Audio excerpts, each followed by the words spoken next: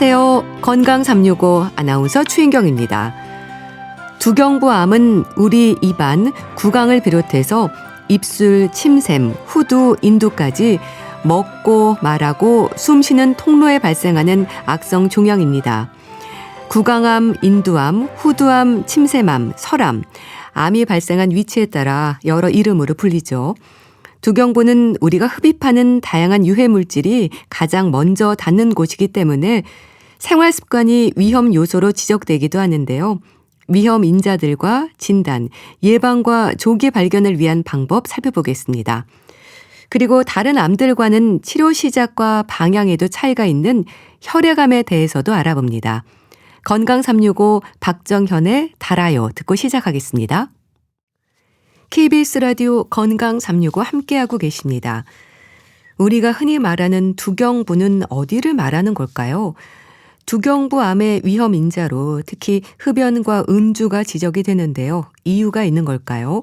고려대학교 구로병원 이비인후 두경부 외과 조재구 교수에게 도움 말씀 듣겠습니다. 교수님 안녕하세요. 네, 안녕하십니까. 두경부암에 대한 얘기를 많이 듣는데요. 두경부는 어디를 말하는 건가요? 두경부는 눈 밑에서부터 쇄골 위까지 전부 다 이야기합니다. 네. 눈 밑에서부터 쇄골 위까지에는 어떤 기관들이 있냐면 네. 코가 있고 입이 있고 목 안이 있는데요. 그다음에 귀 밑에 있는 침샘들, 턱 밑에 있는 침샘들. 네. 이 겉에만 두경부가 아니고요. 이 속 안에도 전부 두경부입니다. 그래서 구강, 인두, 후두 이런 것들을 모두 다 통칭해서 두경부라고 이야기합니다. 네. 그러니까 우리 입속부터 뭐 콧속, 후두, 인두까지 다 포함하는 건데요. 복잡한 구조들이 많은 곳인 거죠? 네, 그렇습니다. 이게 굉장히 기능도 많고요. 네. 구조도 굉장히 복잡하게 이루어져 있습니다. 이 복잡한 구조들 때문에 저희가 먹거나 말하거나 숨쉬거나 하는 기능을 유지할 수가 있는 건데 그래서 여기에 병이 생기면 이런 구조물들의 기능을 유지하면서 치료하는 것이 상당히 어렵습니다. 아, 그렇군요. 그러니까 먹고 말하고 숨쉬는 모든 통로에 생기는 암이 두경부암으로 이해를 하면 될 것 같은데요. 두경부암의 발생률은 어떻습니까? 보통 10만 명당 한 20명에서 25명 정도의 발생률을 가지고 있고요. 제일 흔한 건 구강에서 생기는 구강암입니다. 네. 그 다음에 후두암이 두 번째로 흔하고 세 번째로는 이제 인두암들이 흔하게 됩니다. 네. 뭐 구강암, 후두암, 인두암 말씀하셨는데요. 그러니까 두경부는 어쩌면 유해 물질이 제일 먼저 닿는 곳으로도 생각할 수 있을 것 같은데요. 그래서 특히 술, 담배가 위험 요인으로 지적이 되는 건가요? 네, 맞습니다. 두경부에서 생기는 암은 발생 부위를 보면은요, 전부 다 이제 입 안이나 목 안의 점막들에서 발생을 하게 됩니다. 거의 90% 이상은 이런 점막에서 발생하는 암이라고 생각하시면 되는데, 입 안이나 목 안이나 또 숨쉬는 성대 같은 곳들을 둘러싸고 있는 점막들은 담배 연기나 술 같은 데 직접적으로 노출이 됩니다. 그렇죠. 그래서 술과 담배를 하게 되면은 그런 유해 물질들이 점막에 직접적인 영향을 주게 되고 이런 유해 물질, 저희가 이제 발암 물질이라고 부르는데 이런 것들이 세포에 변이를 일으키고 유전자를 상하게 만들어서 암세포를 유발하게 됩니다. 발병률이 높은 나이대도 중년 이후가 많은가요? 그렇죠. 왜 그러냐면 저희가 이제 술이나 담배 같은 걸 한 번 했다고 암이 생기는 것이 아니고요. 술이나 담배 같은 것에 얼마나 오랫동안 노출이 됐느냐가 굉장히 중요한 요인이 됩니다. 그래서 술, 담배를 오래 하신 연세가 좀 드신 50세에서 70세 이후의 환자분들이 거의 대부분이라고 생각하시면 됩니다. 네.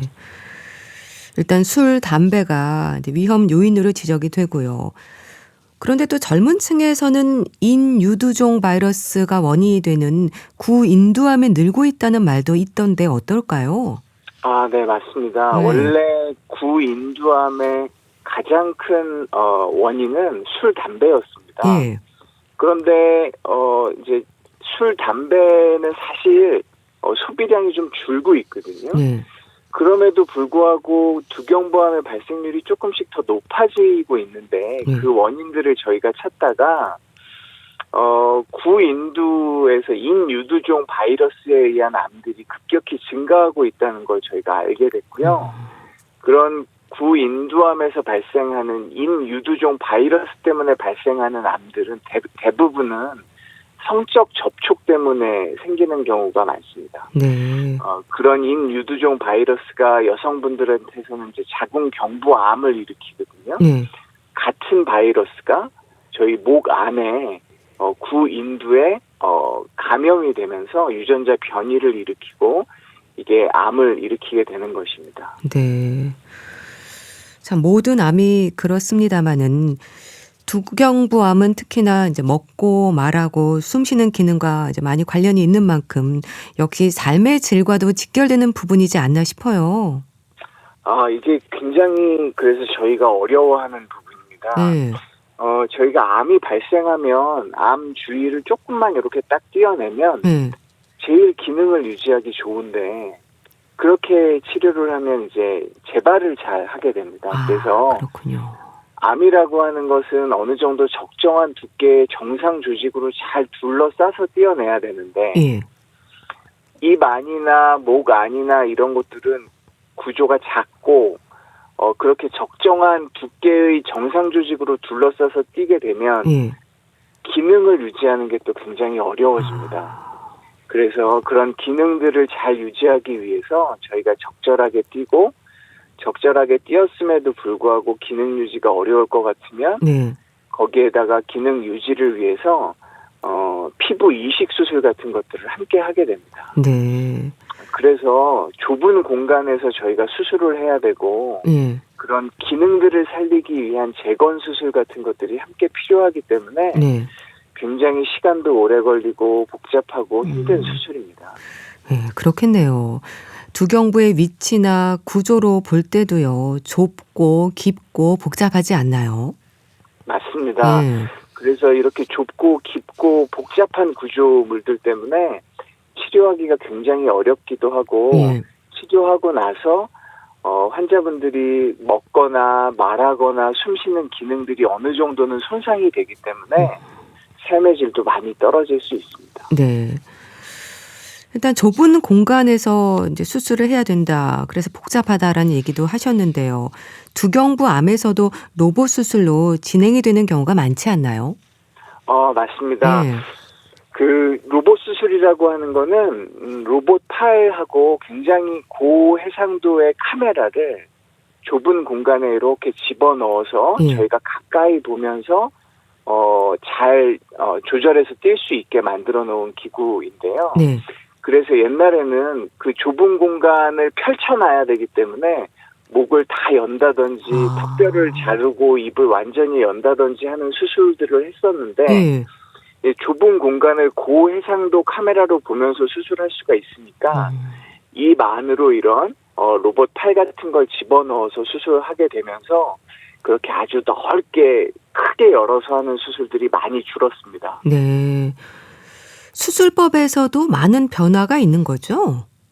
네, 맞습니다. 수술법도 많이 변화가 있는데요. 일단 가장 첫 번째가 말씀하신 로봇 수술이 가장 큰 변화 중에 하나고 두 번째는 이제 재건 수술이 굉장히 이제 발달했습니다. 그래서 저희가 재건 수술하는 방법들도 굉장히 많이 고안하고 만들어내고 해서 재건 수술로 기능을 어느 정도 유지할 수 있도록 음성도 사용할 수 있고 밥 먹는 것도 불편하지 않게 만들고 하는 여러 가지 방법들을 저희가 만들어냈기 때문에 최근에는 뭐 여러 가지 수술들 굉장히 큰 수술들을 한다고 해도 기능을 거의 대부분은 살릴 수 있고요.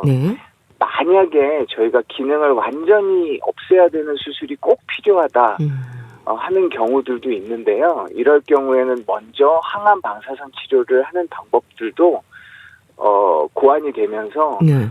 기능을 조금 더 보존하고 살리는 쪽으로 점점 바뀌고 있습니다. 네.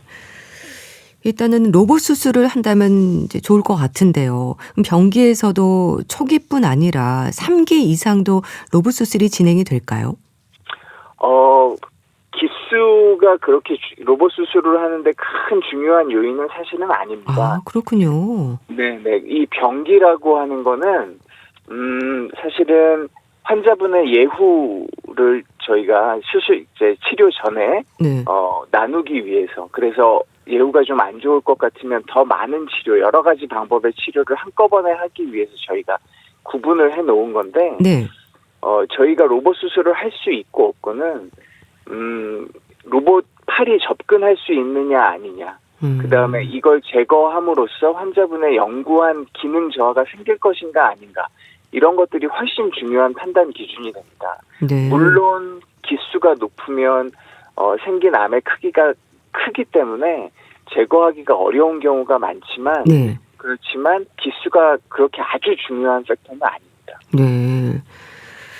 일단 로봇팔이 접근할 수 있느냐 아니냐, 기능을 살릴 수 있느냐 없느냐 이런 것들을 본다고 하셨는데 두경부암에서 이제 후두암의 경우에 후두암에서도 그럼 3기나 4기여도 로봇 수술이 가능한 건가요?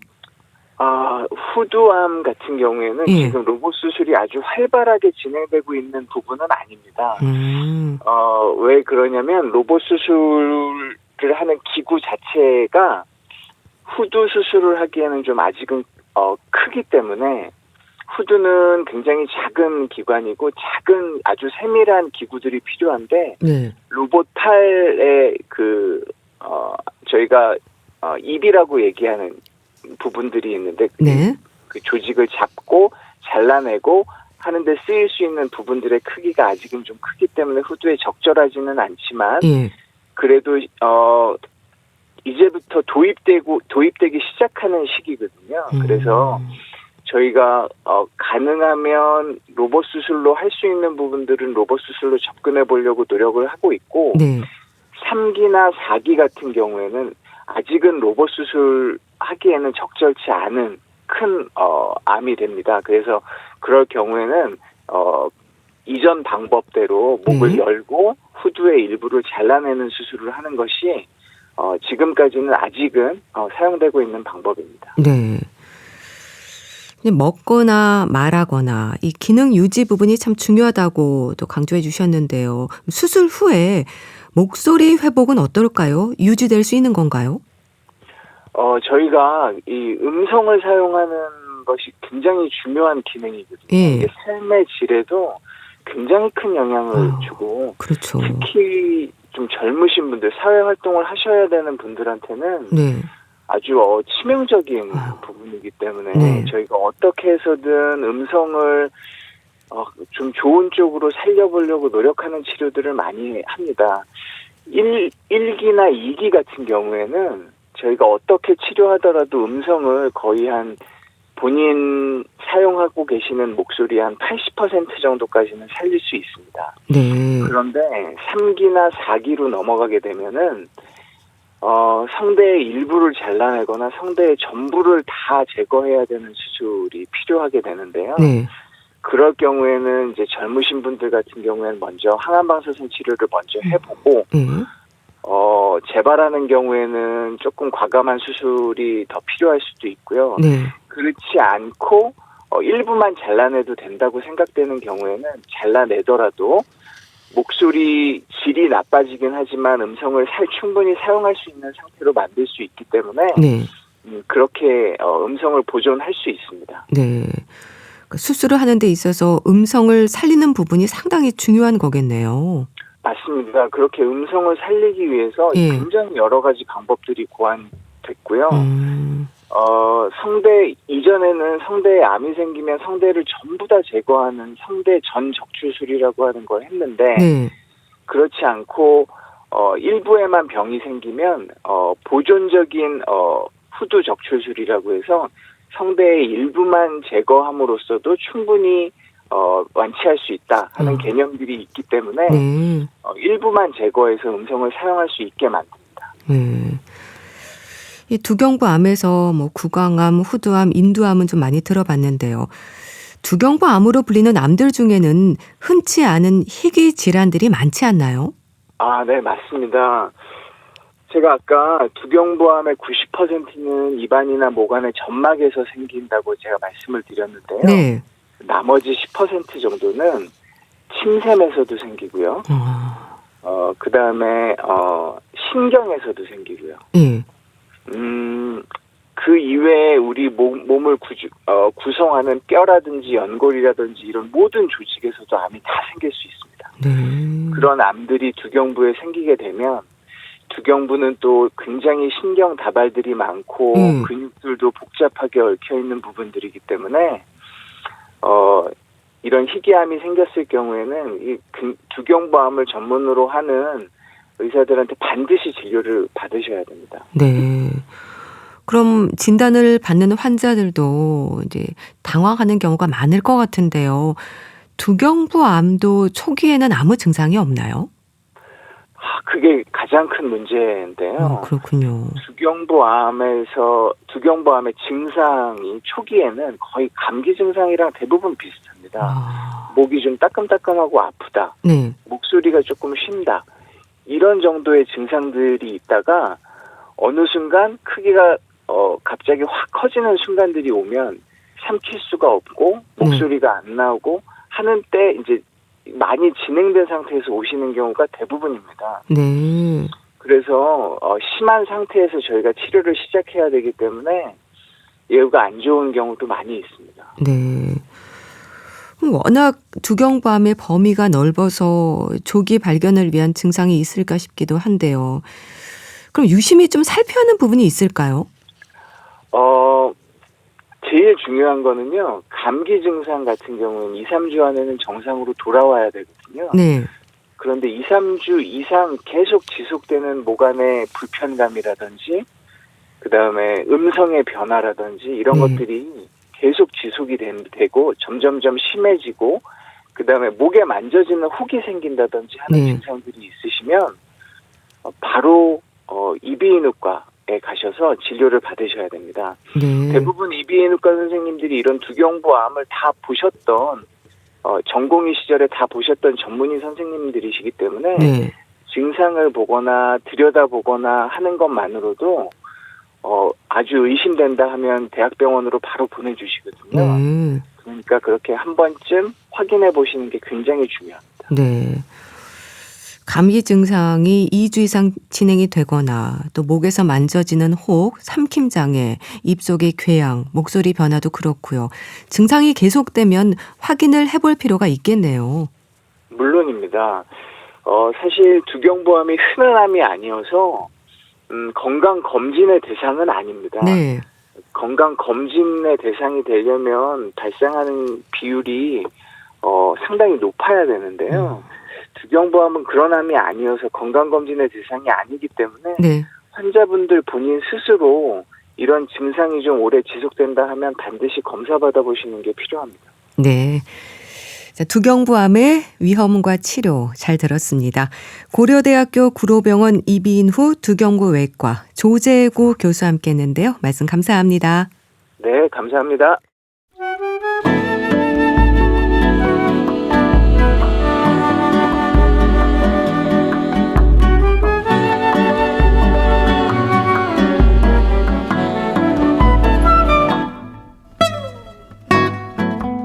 건강한 하루의 시작. KBS 라디오 건강 365.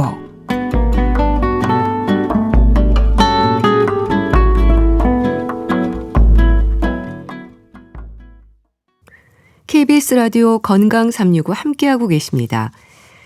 혈액암은 다른 암들과는 조금 차이가 있죠. 혈액을 통한 진행이라 수술을 할 수도 없고 처음부터 항암제로 치료하게 됩니다. 항암 치료 기간도 길어서 인내가 필요한데요. 백혈병으로 불리는 혈액암, 경희대학교 병원 혈액종양내과 서정호 교수에게 도움 말씀 듣겠습니다. 교수님 안녕하세요. 네, 안녕하십니까. 경희대학병원 혈액종양내과 서정호입니다. 네, 반갑습니다. 혈액암으로 익숙한 이름이 급성 골수성 백혈병입니다. 대표적인 혈액암으로 볼 수 있을까요? 예. 요즘 들어서 이제 사회가 고령화되면서 네. 이제 혈액암 발생도 더 많아지고 있는데요. 이제 대표적인 혈액암에는 뭐 림프종도 있고 다발성 골수종도 있고 백혈병도 있는데, 이제 백혈병 중에서 고령층에 많이 생기는 것이 이제 급성 골수성 백혈병이라고 하겠습니다. 네. 어떤 상태인 건가요?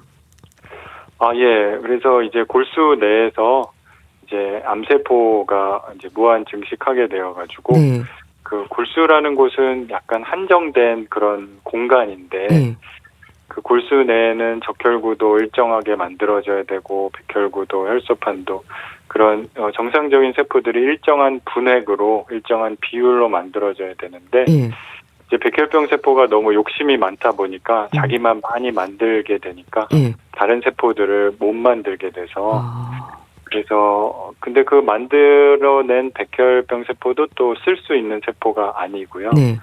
그러다 보니까 백혈구가 이제 이상이 생겨서 면역력도 낮아지고, 또 적혈구가 못 만들어지니까 빈혈 때문에 숨도 차고 기운도 없고, 네. 그 혈소판이 안 만들어지니까 이제 지혈도 잘 안 되고 멍도 들고 출혈도 생기고 네. 그런 상태인데, 이제 급성이다 보니까 그런 상태들이 갑자기 생겨서 환자분들이 많이 당황하시고, 또 이제 가끔은 이제 다른 일도 생겨서 이런 그런 혈액 세포들의 부족함으로 인해서 네. 출혈이나 감염이나 이렇게 생기기도 합니다. 네. 다른 장기에 발생하는 암과 혈액암은 다르잖아요. 일단 수술이 가능한 질환이 아닌 거죠. 예, 맞습니다. 그래서 이제 크게 암을 고형암과 혈액암으로도 나누어 볼 수 있는데요. 네. 이제 고형암 같은 경우는 우리가 흔히 알고 있는 그 암의 치료들, 뭐 수술이나 방사선, 항암 치료 그런 것으로 이제 치료를 할 수 있고, 네. 어떤 뭐 덩어리가 있거나 어떤 한 곳에 이제 국한되어 있거나 하면서 뭐 그걸 떼어내거나 그렇게 얘기를 하면서 이제 치료를 할 수가 있는데, 네. 이 혈액암은 우리 전신에 작용하는 암이다 보니까 그 어떤 수술이나 뭐 방사선보다는 네. 항암 화학요법을 통해서 혈관을 통해서 항암제를 주입해서 전신에 있는 혈액암 세포를 이제 다스리게 됩니다. 네. 그러니까 진단이 되면 이제 항암 치료로 진행이 되는 거인데요. 기간도 길 텐데 인내가 좀 필요하겠어요. 맞습니다. 예. 이제 처음 진단을 받으신 분들이 또 당황하시고, 네. 언제쯤 이게 내가 다시 집에 갈 수 있을까, 그런 그러니까요. 질문을 많이 하시는데요. 네. 이제 첫 번째 항암 치료를 잘 성공적으로 마치게 되면 이제 완전 관해라는 그런 이름으로 불리게 되는데, 네. 그 골수 내에서 백혈병 세포가 이제 아주 적게 이제 감소하고, 저희는 이제 5% 이내라고 하는데요. 네. 그런 게 오면은 일단 퇴원을 하실 수가 있는데, 그게 한 달 정도 시간이 걸립니다.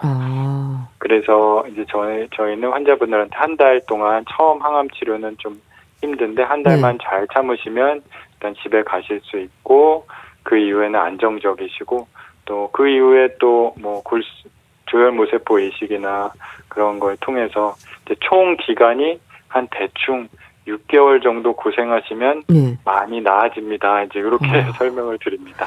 그러시군요. 제 지인 중에도 백혈병으로 치료 중인 분이 있는데요.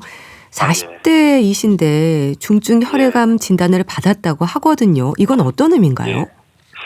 예, 그래서 사실은 이제 조금은 젊은 나이에 백혈병이 오신 케이스이신 것 같은데, 이런 경우에 어쨌든 조금 나이 드신 분들보다 좀 진행이 빠른 경우도 있습니다. 하지만 좀 유전자 돌연변이나 그런 것들이 더 이제 고위험군일 수도 있는데, 근데 이제 중증 혈액암이라는 건 말씀대로 그 단어에서 보시는 대로 어쨌든 그런 혈구 감소증이 심하고, 그래서 앞서 말씀드린 그런 백혈구, 적혈구, 혈소판들이 잘 기능을 못하게 되면서 여러 가지 출혈이나 감염 증상들이 심하게 돼서 생명을 위협할 수도 있는 그런 상태인 것을 말하고, 그래서 이제 빨리 치료가 필요하고, 또 그런 앞서 말씀드린 그런 기간 동안에 여러 가지 치료가 필요한 상태라고 볼 수 있겠습니다. 네.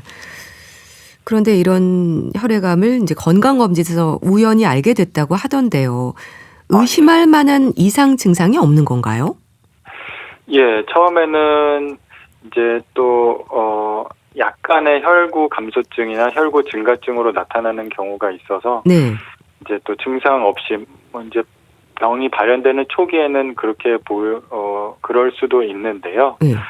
그렇지만 이제 요즘은 워낙 그 건강 검진을 많이 하고 또 자세하게 잘 하기 때문에 저 같은 경우도 건강 검진에서 아주 약간의 이상 소견, 뭐 백혈구가 조금 증가했다거나 예. 감소했다거나 빈혈이 조금 생겼다거나 안 생겼다거나 뭐 아니면 혈소판이 약간 감소했다거나 네. 그런 약간의 이상만으로도 저희 대학병원에 의뢰 주시는 경우가 많아서 예. 이제 그런 경우에는 저희가 그 뭐 몇 개월 단위로 이렇게 경과를 관찰하면서 혹시 병이 심해지시는 건 아닌지 네. 그렇게 이제 그 경과 관찰을 합니다. 네. 그래서 그렇게 빨리 발견이 된다고 하면 치료도 빨라지니까 아무래도 환자분이 덜 고생을 하시게 될 것 같습니다. 그렇겠네요. 백혈병이라고 하면 우리가 흔히 소아암을 떠올리는데요. 성인들에게도 발생 위험이 있는 거죠. 그러니까 성인의 혈액암이 늘고 있다는 말도 있던데 어떻습니까? 예, 맞습니다. 그래서 그 백혈병 같은 경우에는 이제 사실은 소아에서 생기는 백혈병은 조금 다른 타입이기는 한데 네. 그 소아의 암 중에서 전체적인 빈도에서 백혈병이 차지하는 비율이 굉장히 높습니다. 이제 소아에서 많이 생기는 백혈병은 이제 급성 림프구성 백혈병이라고 따로 부르게 되고 네. 그 백혈병은 치료 성적도 굉장히 좋고 이제 항암제도 잘 듣습니다. 네. 그래서 생존율도 요즘은 많이 향상이 돼서 거의 90%에 이제 육박한다고 하고 있고요. 네. 그런데 이제 성인에서의 백혈병은 전체적인 암, 고형암과 혈액암을 다 놓고 봤을 때도 그렇고 아니면 혈액암 중에서도 사실은 백혈병, 급성 골수성 백혈병이 차지하는 비율이 이렇게 제일 높은 것은 아닙니다. 네. 하지만 이제 이 병의 특성상 굉장히 진행이 빠르고 이제 생명을 위협할 수도 있기 때문에 이제 중요하게 다루어지고 있습니다. 네. 혈액암의 경우에는 이제 수술이나 방사선이 아닌 항암 화학요법을 한다고 말씀하셨는데요. 그러니까 항암제가 치료법인 거잖아요. 치료제는 다양한가요? 표적 치료제도 있고 많이 좋아지지 않았을까 싶은데요. 예, 맞습니다. 그래서 요즘 들어서 이제 의학이 발달하고 또 약물이 새로운 약물들이 많이 개발이 되면서 네. 그 예전에 전통적으로 쓰이던 그런 이제 항암 화학요법 세포 독성 항암제에 비해서 독성은 조금 약하면서도 효과는 좋고 환자분들이 견디기 좋은 약들이 많이 나오고 있고요. 또 말씀하신 것처럼 그 암 유전자를 겨냥해서 그런 표적 항암제들이 나오게 되면서 좀 더 좋은 효과를 가진 약들이 많이 개발이 되어 있습니다. 네. 그래서 요즘에는 이제 처음에 진단을 할 때 골수 검사를 하면서 그런 전체적인 환자분의 유전자 이상을 검사를 다 하게 되고 그 결과에 맞춰서 이제 항암 치료제를 선택하는 그런 개인형 맞춤 치료를 많이 하게 됩니다. 네. 면역 치료에 대한 관심도 높은데요. 면역 치료가 면역 체계를 조절한다는 의미인가요? 예. 그래서 이제 그런 면역 치료가 사실은 그 항암 치료 역사에서 보면 어떤 가장 또 혁명적인 그런 치료법 중에 하나인데요. 이제 처음에 1950년대 항암제가 처음 개발되고 그 이후에 한 1990년대 이제 표적 치료제가 개발되고 그 이후에 이제 한 저희 뭐 10년, 15년 전에 어쨌든 면역 치료제가 개발되면서 그런 항암 치료의 역사가 확 바뀌게 되는데 그런 면역 치료 같은 경우는 참 어떤 면역 세포들이 암세포를 더 잘 인식해서 이제 공격할 수 있게 해주는 그런 원리를 하고 있는데요. 그 혈액암에서 면역 치료 같은 경우에는 고형암과는 조금 다르기는 한데 고형암에서 쓰이는 면역 치료제가 일부 쓰이기도 하지만 이제 주로는 저희가 많이 들은 것처럼 CAR-T 세포 치료라고 해서 이제 우리 몸의 면역 세포를 일부 빼내서 그것을 이제 암세포에 잘 인식하게 하고 암세포를 공격하게 하는 그런 유전 유전공학적으로 그런 처리를 한 후에 그걸 많이 불려가지고 증식시켜서 다시 몸에 넣어주는 세포치료. 그래서 사실 면역치료라고도 볼 수는 있는데 예. 큰 의미에서 면역치료지만 이제 면역세포치료 그런 말로 특별하게 한정지어서 저희가 부르게 되고 이제 그것이 CAR-T 치료인데 혈액암에서 많이 쓰여지고는 있습니다. 네. 그 면역 세포 치료 말씀하셨는데요. 세포 치료는 뭔가요? 예. 그래서 우리 몸에 이제 혈액세포 또 면역세포들을 이용하는 것인데요. 예. 아무래도 혈액암이다 보니까 혈액암 세포를 이제 잡으려면 항암제를 써야 되는데 예. 면역세포는 우리 몸에 이제 혈관 안에 돌아다니고 있고 또 우리 몸의 면역기관 안에 있으니까 그것을 잘 이용하면 되는데 네. 그래서 이제 과학기술의 발달, 의학의 발달로 해서 우리가 면역 체계를 좀 조절을 할 수 있게 되면서요. 앞서 말씀드린 것처럼 그런 암세포를 공격하는 그런 이제 림프구, 정확하게는 이제 T 림프구인데 네. 그것을 좀 많이 증식을 시켜서 그것을 암세포가 잘 인식하도록 이제 유전공학적으로 만들고 이제 그것을 넣어주게 되는데 예. 그래서 물론 아직은 급성 골수성 백혈병에는 사실은 아직은 쓰이지는 못하고 있습니다. 림프종이나 조금 다른 종류의 혈액암에는 많이 쓰이고 있는데 또 소아백혈병에도 쓰이고는 있는데 네. 아직 성인 백혈병에는 그런 면역세포 치료가 아직은 연구 중에 있는 상태고요. 하지만 이제 미래에 또 가까운 미래에 또 쓰여지게 될 것을 기대하고 있습니다. 네. 치료제에 대해서 설명해 주셨고요. 혈액암 치료에 쓸 수 있는 약제들이 그래도 많아서 다행인데요. 치료 방향을 결정하는 기준이 뭔가요? 예. 또 굉장히 중요한 질문이신데요. 네. 그래서 사실은 이 항암 치료라는 게 물론 요즘에는 저강도 항암이라는 방법도 나와서 조금 많이 나아지기는 했지만 그래도 부작용이 있는 치료이기 때문에 그 부작용을 견딜 수 있는 체력, 몸 상태가 되셔야 사실은 할 수가 있습니다. 그래서 더더군다나 고전적으로 쓰였던 세포독성 항암제 같은 경우에는 이제 면역력이 많이 떨어지게 되고 머리카락도 빠지고 그러면서 이제 그 면역력이 많이 약한 그 상태를 견딜 수 있는 체력이 되셔야 이제 하실 수 있고 그렇지 못한 경우에는 그 기간에 감염이 되거나 출혈이 되거나 해서 이제 심한 경우에는 이제 목숨을 위협하는 그런 합병증이 생길 수도 있기 때문에 항암제를 선택하는 기준에서 가장 중요한 것은 이제 환자분의 체력이라고 할 수가 있고요. 이제 요즘 또 환자분들이 연세에 비해서 또 건강 관리를 잘 하셔서 이제 저희가 보통 65세, 70세 이상을 고령이라고 하는데 그 고령의 환자분들이지만 또 체력이 좋으시고 또 힘이 있으셔서 또 항암 치료를 잘 받으실 수 있는 분들이 많이 있고 또 아주 고령이라고 하더라도 요즘에는 저강도 항암제라는 게 나와 있어서 그 약물을 치료했을 때 또 잘 회복되시는 경우도 많이 봤습니다. 네, 환자분의 체력이 이제 가장 중요한 거고요. 조혈모 세포 이식도 방법인 거죠? 네, 맞습니다. 그래서 조혈모 세포 이식은 또 혈액암의 치료에 있어서 어떤 중요한 하나의 기둥이라고나 할까요? 그렇게 불려지는데요. 그 혈액암 치료에서 장점은 조혈모 세포 이식을 할 수 있다는 것이라고도 할 수 있습니다. 그래서 조혈모 세포 이식은 이제 자가 세포를 이용하는 경우도 있고 아니면 타인의 것을 이용할 수도 있는데 급성 골수성 백혈병의 경우에는 이제 타인의 골수를 이식을 하게 되고요. 그래서 항암 치료를 먼저 잘 받고 완전 관해 상태가 돼서 백혈병 세포가 거의 안 보인다. 그런 상태에서 타인에 의해서 그 조혈모 세포를 받아서 조혈모 세포 이식을 하게 되면 그 이후에 재발하지 않고 오랫동안 사실 수 있는 확률이 굉장히 높아지고 그래서 표준 치료 중에 하나입니다. 그래서 이제 처음에 환자분이 진단을 받으실 때 어떤 저희가 유전자 검사도 하고 해서 이분의 예후가 어떻게 될까 이제 미리 예측을 하는데 그래서 좋은 예후가 있고 중간 예후가 있고 나쁜 예후가 있는데 좋은 예후를 제외하고 중간 예후이거나 나쁜 예후인 경우에는 이제 반드시 조혈 모세포 이식을 고려하게 되어 있고요.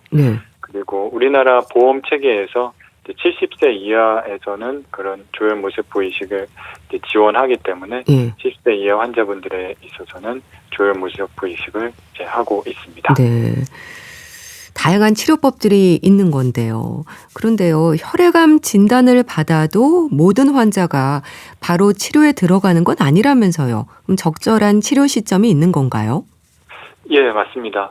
그래서 혈액암 환자분들은 아까 우리 진행자님께서 질문 주신 것처럼 증상이 없는 경우도 있지만 대개는 뭔가 멍이 들고 뭐 출혈이 있고 열이 나고 이렇게 해서 병원에 오시는 경우가 많거든요. 그래서 처음에 오셨을 때 이제 열이 나는데 그 열이 나는 게 몸 안에 이제 염증이라든가 뭐 폐렴이라든가 뭐 그런 것들이 있는 상태에서 오시기 때문에 그것을 조금은 치료를 하고 좀 안정된 상태에서 이제 항암 치료를 들어가는 것이 훨씬 좋습니다. 물론 백혈병이 낫지 않게 되면 그런 염증이 계속 반복적으로 생기게 돼서 근본적으로는 백혈병을 치료해야 뭐 열도 다 내리고 출혈도 좋아지는 게 맞기는 맞지만 아직은 처음에 딱 오셨을 때 안정되지 않은 상태에서 바로 시작하지는 않고 그런 염증이나 출혈이나 이런 것들을 어느 정도 조금 안정시킨 후에 이제 항암 치료를 하면은 더 환자분이 이제 수월하게 넘어가실 수가 있고 또 하나는 이제 골수 검사를 하면서 유전자 검사라든가 그런 것들이 결과가 나오는 걸 보고 좀 방향을 잡고 또 치료해서 이제 오시자마자 바로 이제 하지는 않고 좀 저희가 여러 가지 정보들을 수집하고 환자분에게 가장 좋은 방법을 이제 결정해서 치료를 시작하게 됩니다. 네. 치료 적응증이라는 게 있다는 건데요. 유전자 정보라든지 여러 부분을 확인하는 건가요? 예, 맞습니다. 그래서 유전자 정보를 확인을 해서 그 유전자 정보에 따라서 유전자 종류에 따라서 예후가 결정이 되거든요. 그래서 그 예후 판정을 하게 되고 또 예후가 안 좋은 경우에는 좀 더 세게 치료하고 조심해서 치료하고 그런 것들을 이제 의료진도 알게 되고 또 환자분이나 보호자분과도 그런 정보를 공유하면서 이제 앞으로 어떻게 해나갈지 이제 설명을 드리게 됩니다. 네. 그런 유전자 돌연변이에 대한 검사는 유방암이나 폐암에서도 진행이 되는 거죠. 같은 방법인 건가요? 예, 맞습니다. 또 좋은 질문이신데요.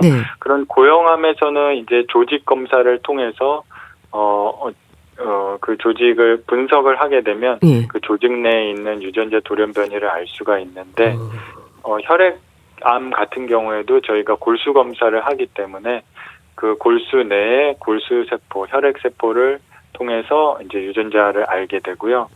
그런데 이제 그 쓰는 방법은 요즘에는 이제 그런 분자 유전학의 발전으로 그 NGS라는 방법이 있는데 차세대 염기 서열 검사라고 해서 우리 몸에 다양한 그런 암 유전자를 뭐 몇백 가지, 몇십 가지를 한 번에 검사할 수 있는 방법이 있는데 그걸 통해서 이제 예를 들면 뭐 폐암이다, 유방암이다, 아니면 뭐 혈액암이다 하면 그 관련된 유전자들을 한꺼번에 다 검사를 하게 되고 그걸 통해서 이제 예후라든가 치료의 방향을 잡게 되는데 시간이 조금 걸리고요.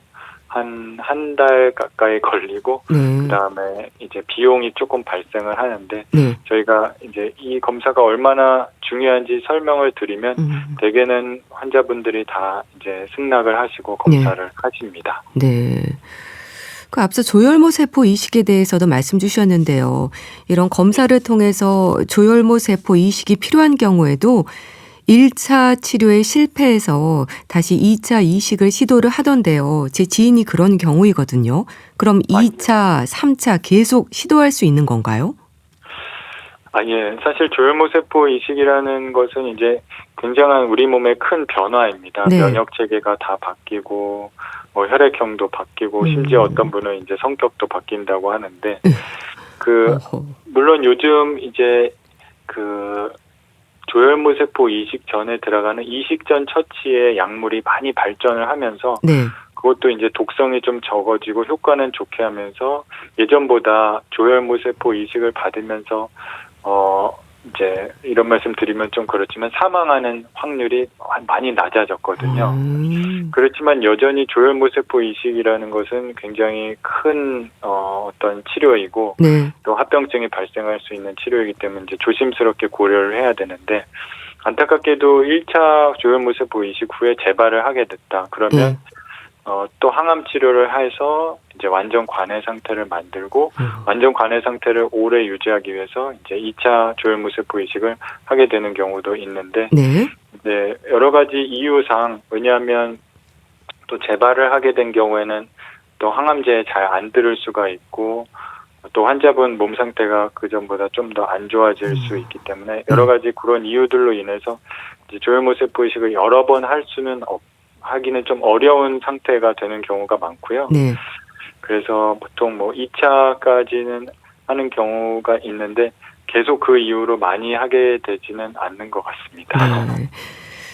오늘 주로 급성 골수성 백혈병에 대한 말씀을 들었는데요. 어쩌면 하나의 질환이라기보다는 여러 유형들로 구성된 질환으로 생각해야 하지 않을까 싶은데 어떨까요? 예, 그 말씀도 굉장히 중요한 말씀인데요. 네. 이제 급성 골수성 백혈병이라는 병이 말씀하신 것처럼 하나의 질환군이기 때문에 예. 여러 가지 종류가 있고 예전에는 이런 분자 유전학의 발전이 없었을 경우에는 네. 형태학적으로 세포, 암세포가 이렇게 생겼다 저렇게 생겼다 하면서 그걸 좀 이렇게 나누기도 했었는데 어쨌든 급성 골수성 백혈병이라는 테두리, 카테고리로 묶을 수 있는 그런 종류가 굉장히 많기 때문에, 네. 분류가 중요하고 유전자 변이가 중요합니다. 하지만 또 치료는 급성 골수성 백혈병이라는 진단만 붙으면 치료 방법은 또 굉장히 단순합니다, 사실은. 그래서 항암제를 쓰게 되고 그 항암제 종류도 그렇게 처음에 쓰는 항암제는 거의 정해져 있거든요. 네. 그래서 그 항암제를 썼을 때 이런 반응이 나오고 완전 관해가 나오면 골수 이식을 하고 그런 게 조금은 이렇게 약간 다른 암에 비해서는 조금 단순한 편입니다. 네. 혈액암 진단을 받고 항암 치료 중인 분들에게 늘 강조하는 말씀 있을 텐데요. 전해주세요. 예, 감사합니다. 그래서 혈액암을 진단을 받으셔서 많이 놀라시고 네. 또 당황을 하시겠지만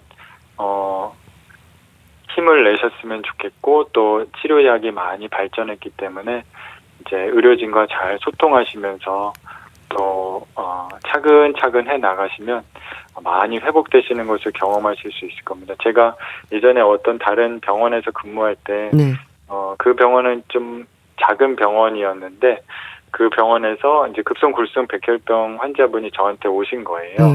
그래서 제가 저희 병원에서는 지금 이 병을 치료해 드릴 수 없으니까 큰 병원으로 가시면 됩니다. 그리고 제가 그때 뭐라고 말씀드렸냐면 6개월만 고생하시면 됩니다. 그랬거든요. 근데 그 말처럼 정말 그 환자분이 그 큰 병원에 가셔서 6개월 동안 잘 치료받으시고 조혈모세포 이식까지 받으셔서 이제 완쾌되셔가지고 나중에 저한테 카톡을 보내셨어요. 그래서 처음에 당황했었는데 선생님 그렇게 말씀해 주셔서 마음을 평정을 찾으셨다고 그런 경험이 있습니다. 네, 그렇군요. 자, 오늘은 백혈병의 치료에 대해서 자세히 알아봤는데요. 잘 들었습니다.